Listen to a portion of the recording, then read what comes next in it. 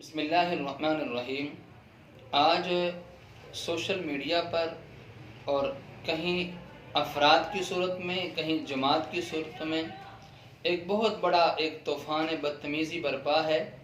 کہیں شاعر اسلام کی گستاخی اور توہین، کہیں پر قرآن کی توہین، کہیں پر صحابہ بزرگان دین کی توہین، کہیں پر نبیوں کی توہین، کبھی کسی ملک اور کبھی کسی ملک میں۔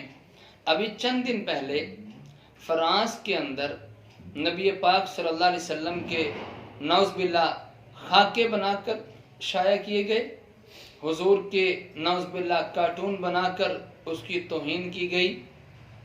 دراصل بات یہ ہے کہ آج پوری دنیا میں اسلام بڑی تیزی سے پھیل رہا ہے، خاص کر یورپ کے ممالک میں اسلام انتہائی تیزی سے پھیل رہا ہے، اور فرانس کے اندر بھی اسلام تیزی سے پھیل رہا ہے، جس کی وجہ سے آج مغربی لوگ، یورپ کے لوگ، غیر مسلم لوگ بخلاہٹ کا شکار ہو چکے ہیں، اور ان کو سمجھ نہیں آ رہی، دماغی طور پر پاگل ہو چکے ہیں کہ ہم اسلام کو روکیں کیسے۔ اسلام کے خلاف طرح طرح کے پروپیگنڈے کیے جاتے ہیں، کبھی کسی قسم کے بےہودہ اور فضول سے اعتراضات، کبھی کسی قسم کے کیچڑ اچھالے جاتے ہیں۔ اللہ رب العزت نے دین اسلام میں ایسی لچک رکھی ہے، اس کو جو بھی دبانے کی کوشش کرے گا یہ ابھر کے اتنا ہی اور آگے آئے گا۔ آج چونکہ یورپ کے اندر اسلام بڑی تیزی سے پھیل رہا ہے، اب اندر کا گند نکالنے کے لیے، اندر کا اپنا غصہ، اپنی بھڑاس نکالنے کے لیے انہوں نے نعوذ باللہ ہمارے پیغمبر نبی پاک صلی اللہ علیہ وسلم کی توہین کی، حضور اکرم صلی اللہ علیہ وسلم کے خاکے بنا کر اور ملک کے اندر تشہیر کی۔ اور سب سے بڑا المیہ اور افسوس یہ ہے کہ یہ خاکے پہلے تو فردن یا جماعت کی صورت میں ہوتے تھے، لیکن اب یہ خاکے نعوذ باللہ یہ نبی پاک صلی اللہ علیہ وسلم کی توہین ملکی سطح پر، حکومتی سطح پر، یہ حکومت کی نگرانی میں پورے ملک میں اس کی تشہیر کی گئی ہے۔ یہ مسلمانوں کے لیے خاص کر بڑے افسوس کی بات ہے، اور یہ بہت بڑا ایک لمحہ فکریہ بھی ہے۔ ہمارے پاس نبی پاک صلی اللہ علیہ وسلم سے بڑھ کر اور ہے بھی کیا؟ ہم اپنی نمازوں کے بارے میں، ذکر و اذکار کے بارے میں، حج عمرے کے بارے میں خوب جانتے ہیں۔ اگر آج ہمارے دل میں حضور کی محبت بھی نہ رہی تو ہمارا تو ایمان بھی قابل قبول نہیں ہے، ہمارا تو ایمان بھی نامکمل ہے۔ آج یورپ بخلاہٹ کا شکار ہوئے پڑے ہیں کہ اسلام کو روکے کیسے۔ اور یہ بھی بڑی عجیب بات ہے کہ ایک طرف یوں کہا جاتا ہے کہ ہر ایک کو مذہب کی آزادی حاصل ہے، جو جون سا بھی مذہب اختیار کرنا چاہے وہ مذہب اختیار کر سکتا ہے۔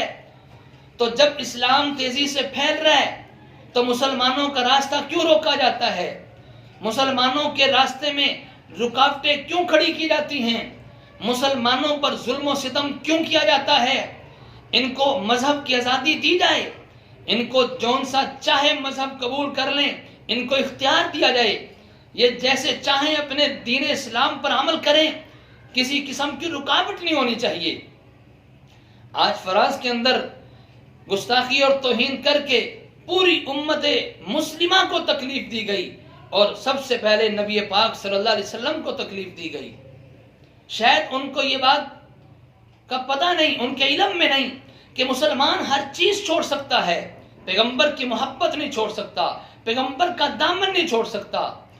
میں اپنے توحید لائبریری چینل کی وساطت سے جو حضرات، جو ساتھی ملک پاکستان یا دیگر ممالک میں یا دیگر شہروں میں سن رہے ہیں، ان تک یہ پیغام پہنچانا چاہوں گا کہ ہمارے پاس اعمال بعد میں، پیغمبر کی محبت سب سے پہلے ہے۔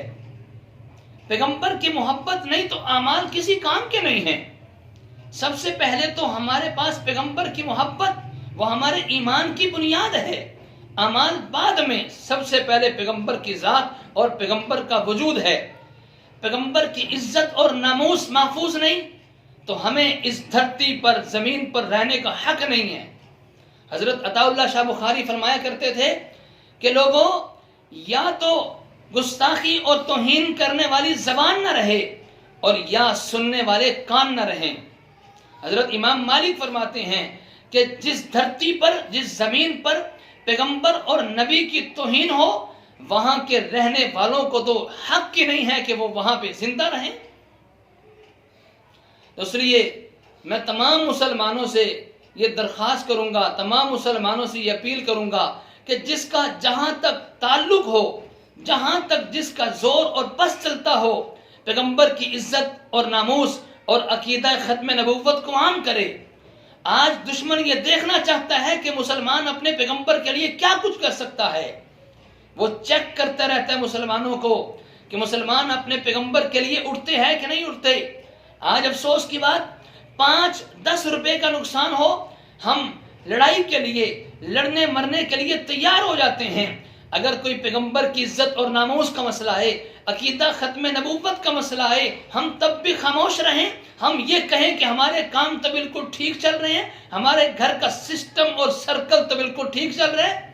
کل قیامت کے دن کہیں ایسا نہ ہو پیغمبر کا ہاتھ ہو اور ہمارا گریبان ہو، ہم سے پوچھ ہو جائے کہ پیغمبر کی توہین اور گستاخی ہوئی، تم نے کیا کیا، تم نے کیا حق ادا کیا اس بارے میں۔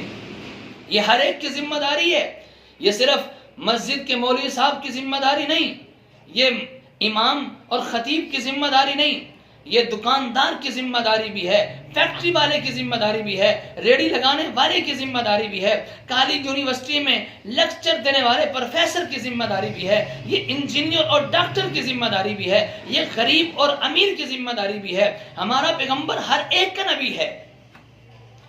جب فرانس کے اندر یہ گستاخی کی گئی تو سب سے پہلے ترکی کا صدر، اللہ اس کو جزائے خیر عطا فرمائے، جس نے سب سے پہلے حق آواز بلند کی اور اس نے کہا کہ فرانس کے صدر کا دماغ پاگل ہو چکا ہے، وہ بد دماغی والے کام کر رہا ہے۔ تو جب اس نے یہ بات کہی تو فرانس کے صدر کو برداشت نہ ہوا۔ اب فرانس کے صدر کو برداشت نہ ہوا، اس نے اپنے ملک سے ترکی کا سفیر نکال دیا۔ اگر اس کو اپنی توہین برداشت نہیں، وہ سفیر نکال دیتا ہے، تو ہم مسلمانوں کو اپنے پیغمبر کی توہین برداشت نہیں۔ فرانس کے صدر کو چاہنے والے کتنے لوگ ہیں؟ چند ایک لوگ، چند ہزار لوگ یا چند لاکھ لوگ؟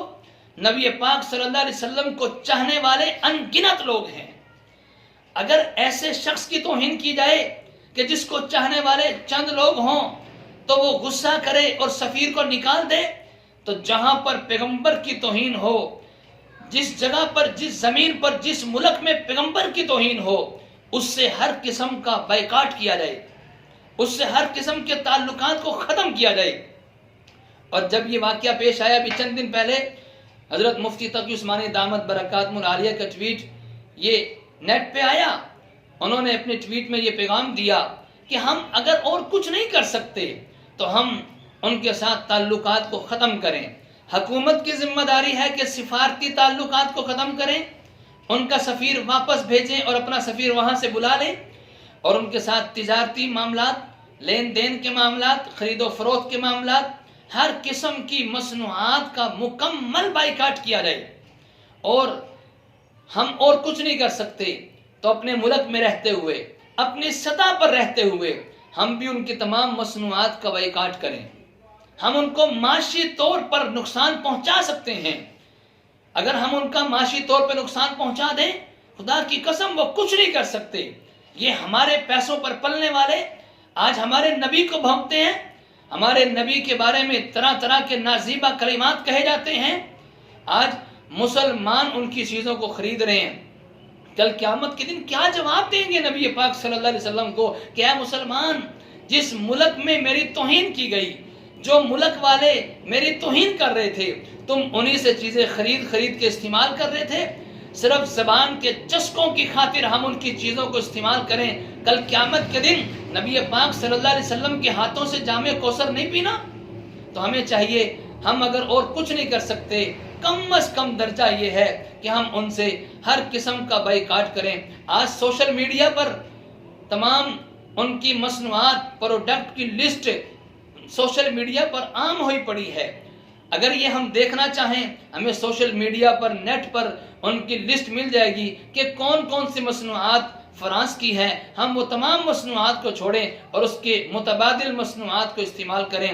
اللہ سے دعا اللہ تعالی ہم سب کو غیرت بھی عطا فرمائے, جرت بھی عطا فرمائے, نبی پاک صلی اللہ علیہ وسلم کی سچی محبت بھی نصیب فرمائے. آمین. وآخر دعوانا الحمدللہ رب العالمین.